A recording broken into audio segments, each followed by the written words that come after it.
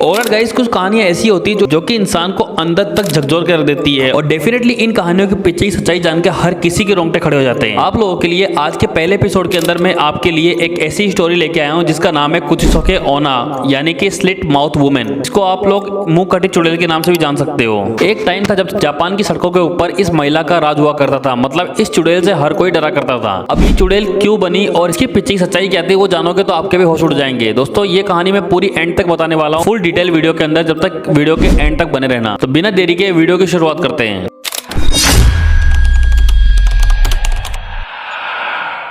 तो हेलो दोस्तों, मेरा नाम है औदिक और मैं स्वागत करता हूं आपका आज की इस वीडियो के अंदर। हमारी हॉरर स्टोरी के पहले एपिसोड के अंदर मैं जिस भूतिया कहानी के बारे में बात करने वाला हूं, लिटरली इस कहानी ने पूरे जापान के अंदर खौफ पैदा कर दिया था। इस चुड़ैल के खौफ से जापान के लोग अपने बच्चों को अकेले स्कूल नहीं भेजा करते थे और काफी टाइम तक लोग बाग अंधेरी रात को सड़कों के ऊपर अकेले नहीं निकला करते थे। इस चुड़ैल का नाम था कुचिसाके ओना, जिसे स्लिट माउथ वुमेन कहा जाता था, यानी कि मुंह कटे चुड़ैल। अब दोस्तों ये चुड़ैल किस तरीके से बनी और इसका मुंह कटा हुआ क्यों था, इसके पीछे की सच्चाई जब आप लोग सुनोगे तो आपके भी रोंगटे खड़े हो जाएंगे। और लिटरली आज ही जब मैं इस कहानी को पढ़ता हूँ तो मेरे गूज़बम्प्स आने लग जाते हैं। अब इसके पीछे की रियल सच्चाई क्या है आइए शुरू से जानते हैं। बेसिकली कहानी की शुरुआत होती है 1970 जापान की, जहाँ पे जापान काफी ज्यादा समृद्ध देश की तरफ बढ़ता जा रहा था और ये बहुत जल्दी और देशों की तरह एक डेवलप कंट्री के रूप में उभर रहा था। लेकिन उन दिनों जापान के अंदर कुछ ऐसी चीज घटित हुई जिसको देख के पूरा जापान थर्रा गया और हर किसी के रोंगटे खड़े हो गए उस न्यूज को सुनने के बाद। बेसिकली कहानी की शुरुआत होती है 1970 के दौर से, जहाँ पर एक गाँव की कहानी दिखाई गई है जिसके अंदर एक नया नवेला कपल आता है रहने के लिए। बेसिकली लड़की का नाम कुचिसाके ओना होता है जिसका पति एक समुराई होता है। अब ये नया नवेला कपल उस गांव में रहने के लिए आया होता है। जहां तक मैं बात करूं कुचिसाके ओना की, तो ये महिला काफी ज्यादा खूबसूरत होती है और ये इकलौती लड़की होती है पूरे गांव के अंदर जो कि इतनी खूबसूरत होती है, मतलब ऐसी लड़की दूसरी नहीं होती। जहां तक मैं इसके पति की बात करूं तो इसका पति एक योद्धा होता है जो कि लड़ाई के चक्कर में हमेशा अपने देश से बाहर रहता है और वो महीने में सिर्फ 1 या 2 बार ही अपने घर आता है। लेकिन इस बार ऐसा होता है कि समुराई युद्ध लड़ने के लिए घर से काफी ज्यादा दूर गया होता है, जिसकी वजह से उसको आने में काफी ज्यादा टाइम लग जाता है और वो महीने तक अपने घर वापस नहीं आता है। अब इसी बीच क्या होता है कि जो समुराई की बीवी होती है वो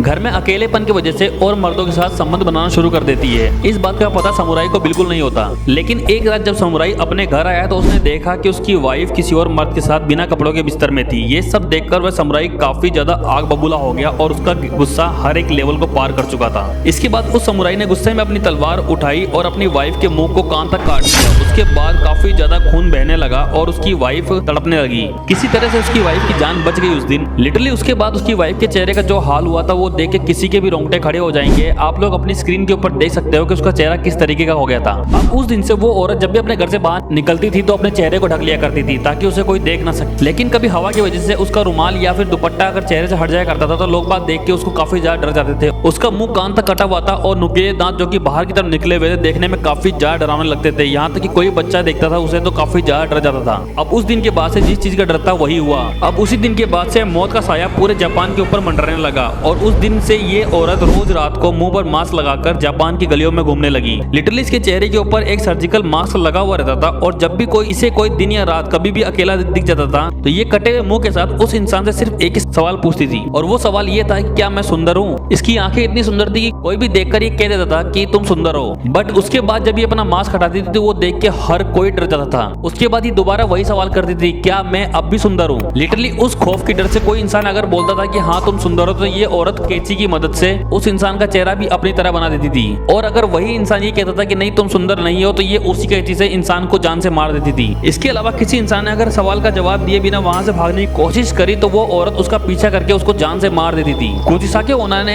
इसी तरीके से हजारों लोगों की जान ले ली, वो भी अकेले जापान के अंदर। और इसका खौफ आज ही पूरे जापान के अंदर फैला हुआ है। आज भी वहाँ के लोग आधी रात को अकेले घर से बाहर नहीं निकलते और वहाँ के पेरेंट्स बच्चों को घर से बाहर नहीं निकालते अकेले। 1970s के बाद का दौर पूरे जापान के लिए काफी ज्यादा खौफनाक था और इस तरीके से जन्म हुआ मुंह कटी चुड़ैल का। वेल ये थी पूरी स्टोरी मुंह कटी चुड़ैल यानी कि कुचिसाके ओना की। वैसे आप लोगों को कैसी लगी ये पूरी स्टोरी जानकर मुझे कमेंट सेक्शन में जरूर बताना। आई होप आपको हॉन्टेड सीरीज का पहला एपिसोड पसंद आया होगा। और लिटरली एक सवाल मैं आप लोगों से जरूर पूछना चाहूंगा कि अगर यही चुड़ैल आधी रात को आपके पास आके यही सवाल पूछे तो आप लोगों का जवाब क्या होगा, मुझे कमेंट सेक्शन में जरूर बताना। मिलता हूँ आपसे इसी सीरीज के सेकंड एपिसोड के अंदर एक नई भूतिया कहानी के साथ जो कि रियल लाइफ के ऊपर बेस्ड होगी। वैसे चैनल के ऊपर नए आए हो तो चैनल को फॉलो और सब्सक्राइब कर लेना सेकंड एपिसोड को देखने के लिए। और अगर ये वीडियो आपको थोड़ी सी पसंद आई हो तो वीडियो को लाइक और शेयर भी कर देना। सो बिना किसी देरी के लेते हैं गुड बाय। आपसे मिलता हूँ इसी सीरीज के सेकंड एपिसोड के अंदर। जब तक के लिए do follow and subscribe now.